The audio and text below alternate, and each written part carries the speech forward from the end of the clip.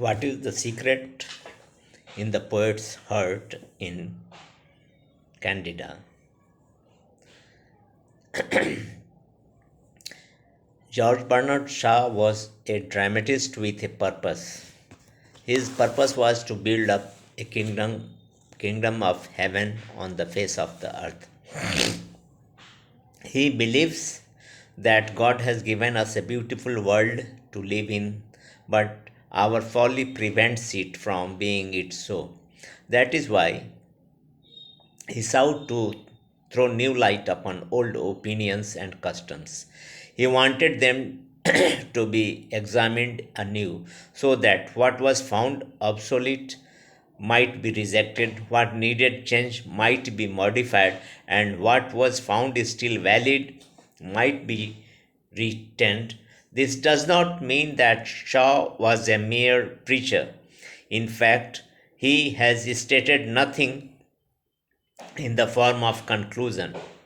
He allowed his characters to discuss the pros and cons of a problem and leaves the matter to be finally decided by the readers or the spectators.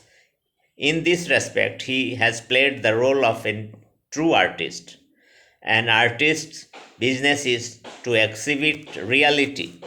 He is not to preach a lesson or to propagate an idea.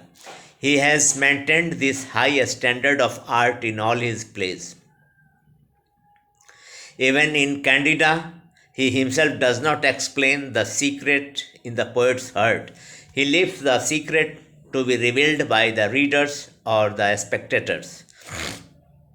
When this play was written, its full title was Candida, a Mystery, and his final speech, Marchbanks, speaks of the secret in his heart. What is the mystery and what is the secret are to be decided by the readers of the play. Here we find separation between the mind which creates and the man who suffers. Let us examine the story of Candida to find out the mystery and the secret in the poet's heart. The main story of Candida is based upon eternal triangle. We find a three-sided affair in which two men are in love with the same woman. In the traditional love story, we find that the wife gets secretly involved with the second man. The husband discovers it at length. Then the erring wife either repents and parts from her lover or is cast off by her husband. Here in this story, neither Candida nor Marchbanks conceals anything from moral. I am getting tender and I am getting fonder and fonder of Marchbanks.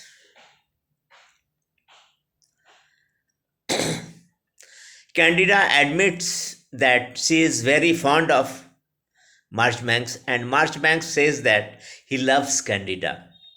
Even then, Candida is not unfaithful to moral. She is not guided by emotion and sentiment. She analyzes her relationship with moral and Marchbanks on the basis of reason. She asks both Morel and Marchbanks what things they have to offer to her. Then she will decide to whom she actually belongs.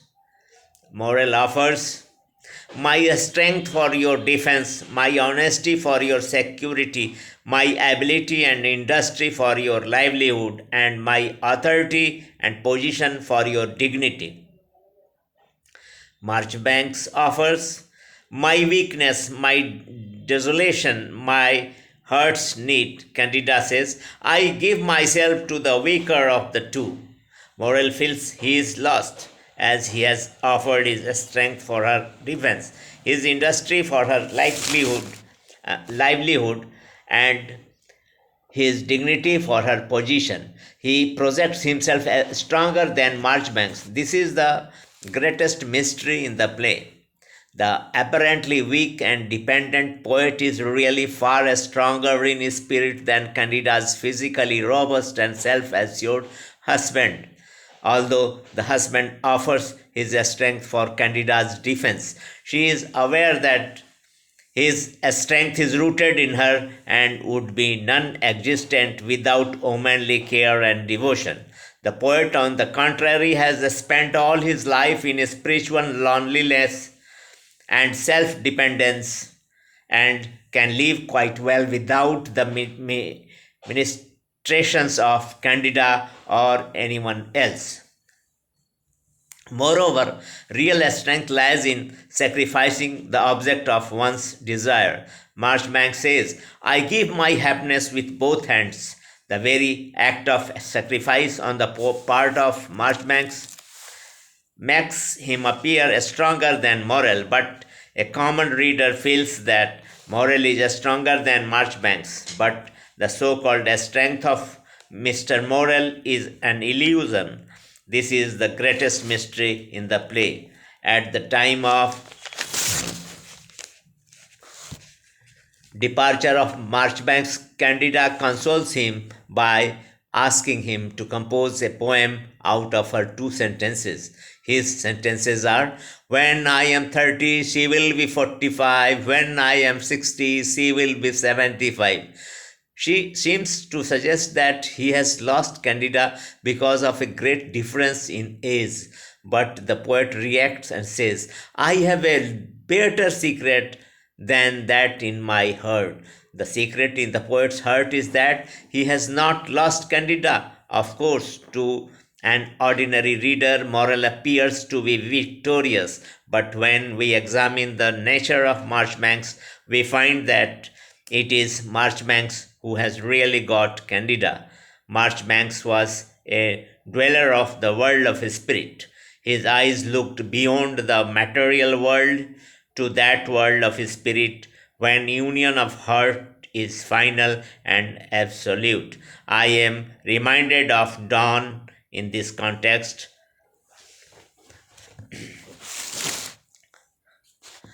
The greatest secret in the poet's heart is that he has not lost Candida in the world of his spirit. Once a man gets something, he can never lose it. In this context, I would like to quote this statement of Morel and Marchbanks. Morel says, man can climb to the highest summits, but he cannot dwell there long. Marchbanks says, it's false. There can he dwell forever and there only, in the world of his spirit. Meeting is never followed by parting. Marchbanks has got the spirit of Candida, and so he can never be separated. Mr. Morel has got the body of Candida, which is transient, trivial, and fleeting. The body of Candida will decline sooner or later. He will not hold Candida for all time to come, but the spirit of Candida is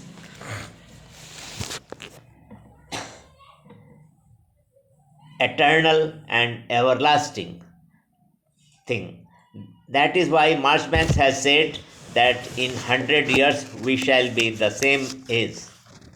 Mr. Morel is proud of having Candida, but the secret in the poet's heart is that Morel has actually lost Candida. He has got the frail body of Candida, but lost the spirit of Candida. So, the greater secret in the poet's heart is that Morel has lost Candida and he has got final victory over him.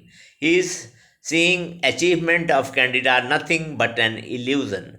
Besides, Candida's long speech at the end of the auction scene reveals to Marchbanks a life of domestic dependence and contentment which his lonely spirit would find imprisoning and disgusting.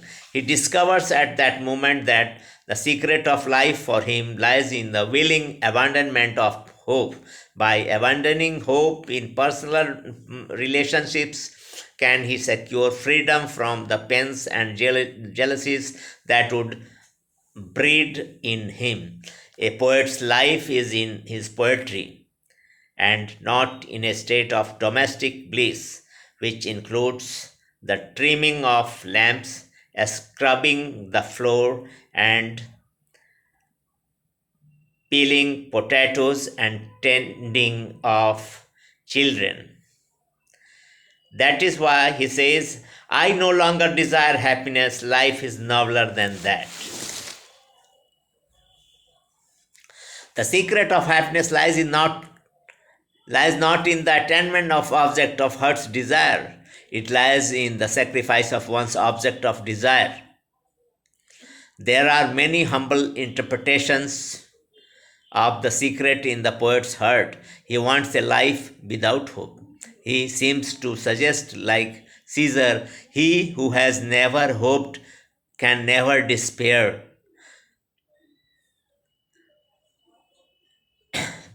In fact, he never hoped to get Candida. Once he said to Morel, I loved her so exquisitely that I wanted nothing more than the happiness of being in such love. This happiness of being in love with Candida he has not lost, so he is not at all sorry. He says to Morel with boundless, I love you because you have filled up the heart of the woman I loved. Please comment and share.